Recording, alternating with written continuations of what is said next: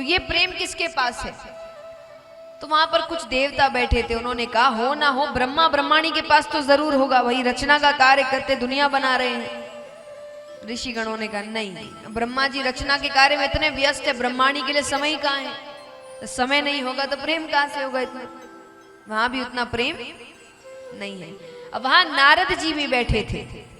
नारद जी कुछ भी कहीं भी जाते सबसे पहले क्या करते हैं? क्या कहते हैं?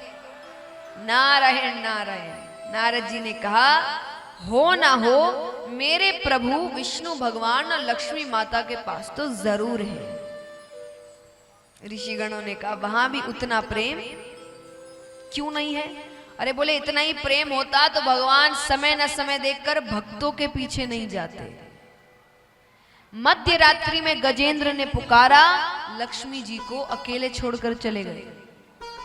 इतना प्रेम था, साथ लेकर जाते, अकेले भाग गए। इतना उनको भक्त की आवाज उनको इतना पीड़ा पहुंचा रही थी, वो लक्ष्मी जी को छोड़कर भाग गए। तो वहां भी वो प्रेम नहीं है। तो सबने कहा फिर आप ही बताइए प्रेम कहां है? ऋषिगणों ने कहा प्रेम की पराकाष्ठा कहीं पर है तो वो है महादेव जी और पार्वती माता के पास। क्यों? पहली चीज वो उनके आधे अंग पर विराजती है और महादेव जी ज्यादा से ज्यादा समय कैलाश पर्वत पर ही रहते हैं।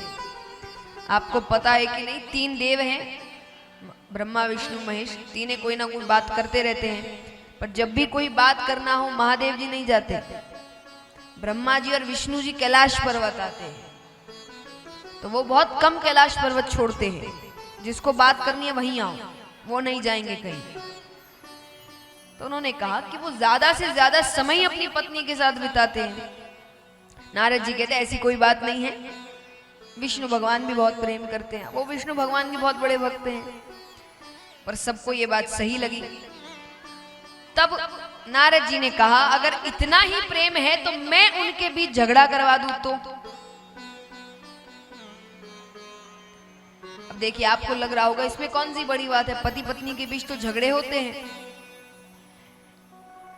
एक दूसरे से झगड़ा करना अलग बात है, कोई तीसरा आकर झगड़ा कराकर चला जाए यानी प्रेम में अभी भी कमी है। तो नारद जी ने कहा मैं झगड़ा करवा दूं तो।